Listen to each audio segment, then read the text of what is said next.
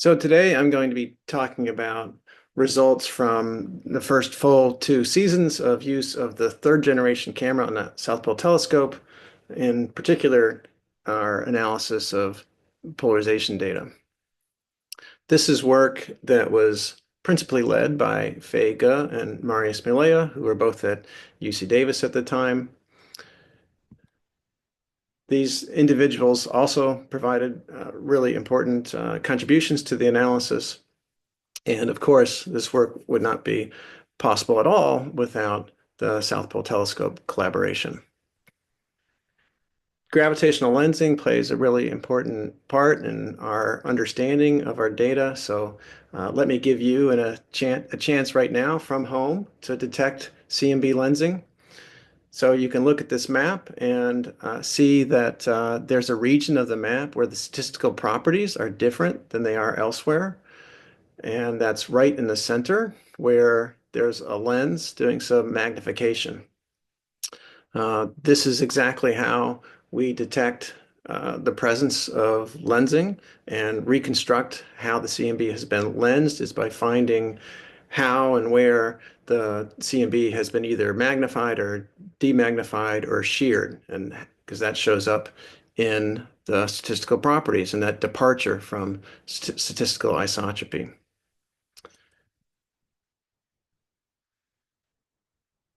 So, as I said, we are focusing on polarization data. We're doing that because that frees us from the need to model extragalactic foregrounds, and that sped our path towards publication.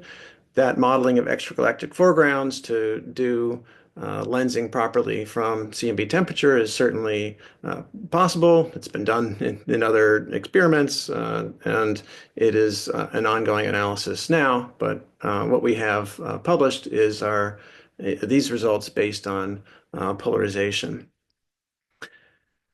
There's two statistical properties we're particularly interested in deriving from our data, the CMB lensing power spectrum and the E-mode CMB power spectrum. Here are predictions of those statistical properties, assuming the LCDM model as constrained by Planck data. So these are very precise predictions, and they provide us just a wonderful opportunity to test the LCDM model.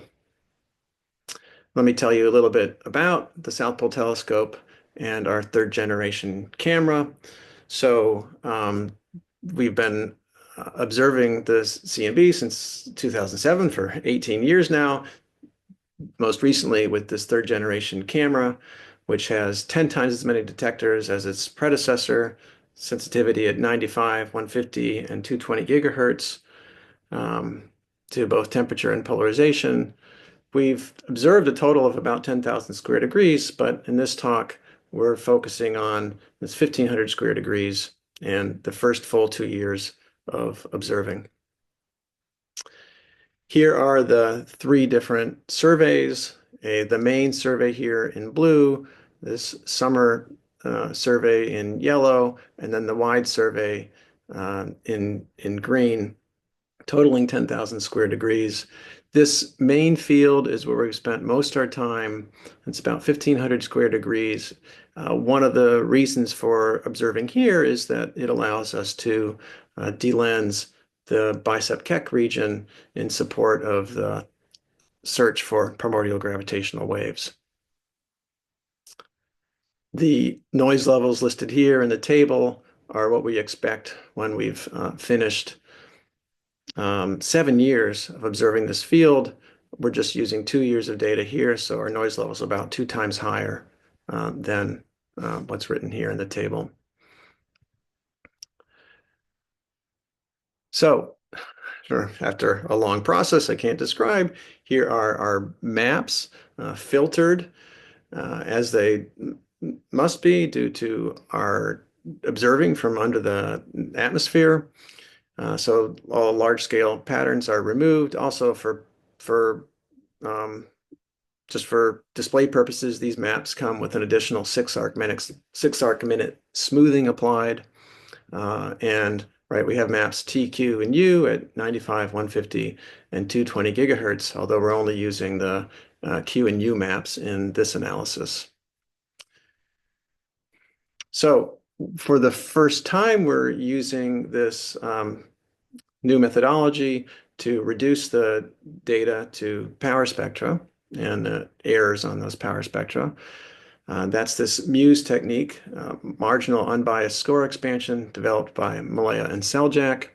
And I don't have time to describe it. There's the paper. Let me tell you three things about it. First of all, it outperforms the quadratic estimator for lensing power reconstruction. That becomes significant at the just starting kind of at the noise levels we've achieved with these first 2 years of 3G observing. It also, the natural output from this, rather than a lensed E-mode power spectrum, is an unlensed E-mode power spectrum, which is kind of cool. And it's a convenient framework for incorporating instrumental effects. So that's actually, as a practical matter, what we found was the most valuable aspect of this analysis tool. Here is a closer look at our data at 150 gigahertz in Q. And as part of the Muse method, we get repeatedly calculate maximum a posteriori maps at maps of Q, U, and phi. We can look at well, in fact, unlensed Q, unlensed U, and unlensed phi. Of course, we can, sorry, phi. We can take phi and the unlensed Q and produced a lensed Q. So compare that to our data. And of course, we expect correlations of across space in Q, and so that allows. That's why in the map there's some information from beyond the region we actually observe here. You can see at the edges of this map. We can compare now to the unlensed Q in our maximum a posteriori map. And you can see here the very subtle shifts that we've inferred are due to gravitational lensing. And despite the subtlety of these shifts, these are what enable a 38 sigma detection of CMB lensing. Here is the convergence map. So again, here are these predictions for how the lambda CDM, the predictions of the lambda CDM model given Planck data, and our results come out consistent with these predictions. Now, we're not exploring virgin territory here. So here, our data are in black, and prior measurements are in the various colored labels shown here. Our work does give the tightest constraints, and in lensing at L greater than 350, and at least when we published in lensing power spectrum at L greater than 2000, ours are the tightest constraints. In March, the ACT Collaboration released their DR6, and so now now that DR6 is out, we have that claim still for L greater than 2150. So we can use those measurements of power spectra together with a prior on tau from Planck to constrain cosmological parameters in the context of the lambda CDM model. Here are results from SPT and also other CMB datasets, Planck and ACT, all constrained to just polarization. So you see, consistency across these constraints, and perhaps one of the more interesting parameters here is the Hubble constant, and you see that from SPT-3G, we get a constraint on the Hubble constant with an error that's just about 50% bigger than what you get from using all the Planck data, that's consistent with Planck, and that on its own is 5.4 sigma different from Schu's. We can now include the ACT DR6 data here, and again, still see this consistency across experiments and polarization. And also looking at the Hubble constant again, um, see that this consistency between SPT in orange and ACT-DR6 in brown.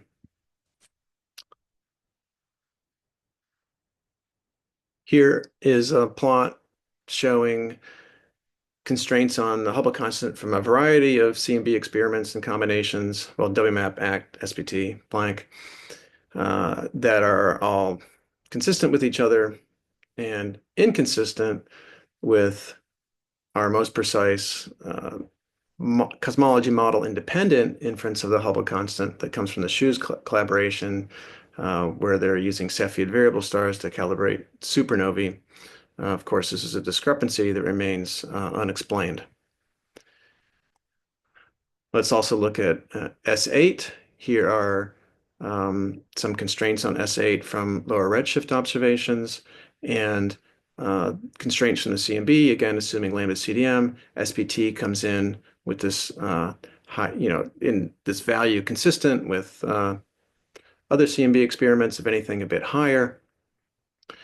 And since we published, there's an update, right, from kids that with extra sky coverage and some updates to their analysis techniques, they now present this constraint, which is consistent with the CMB inferences. So this is an evolving tension, this S8 tension. We were also able to take our data to look at constraints on nonlinear structure growth. Whether we are calculating nonlinear structure growth correctly or not is an interesting question in the context of S8. And for the first time, we're able to shed some light on that using CMB lensing. So we introduced this ACMB mod parameter, which for expected level of nonlinear growth contribution to lensing power is 1, and for higher levels will be greater than 1. And we're able to detect the presence of nonlinear contributions to lensing power at greater than 3 sigma. It's not a precise measurement, but it's about 1.5 at 1.5 sigma level. It's consistent with the expected value. If anything, it's a little bit high. The error is too big to provide some discrimination between what you'd expect if unusually low nonlinear structure growth would explain these lower values of S8 as the separation is kind of smaller than our error bar, but it's a start.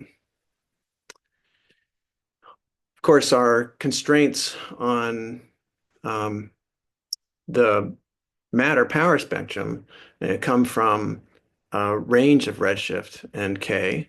And here's a plot showing you where those come from, where our sensitivity to power as a function of redshift and K is most here, and it's decreasing down to 10% of peak at the edges of these contours, whether you're following the total lensing power or our sensitivity to the nonlinear contribution. So we're not quite overlapping yet this DES plus kids region, which provides some room for model building to address the S8 tension still, if one is inclined to do that. We also looked at indications of excess lensing power in CMB data. So this is evidence for some degree of excess lensing beyond what you expect from lambda CDM.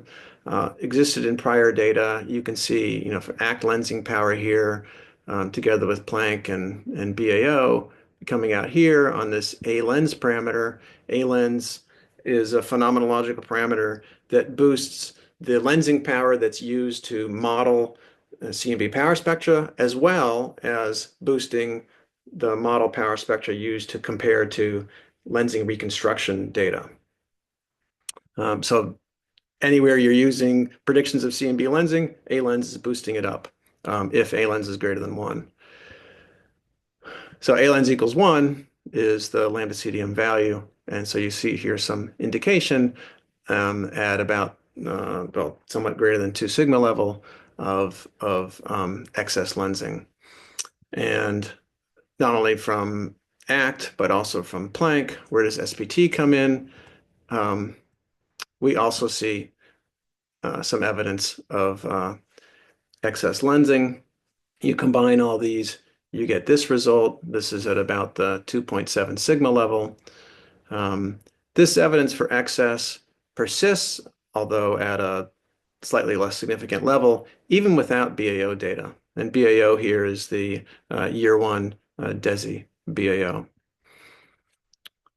We also looked at what happens if we change the Planck likelihood to CamSpec PR4, where there's less of a Planck lensing anomaly. And you can see that here for our most aggressive data combination, it doesn't make that much difference whether you use PLIC PR3 or CamSpec PR4.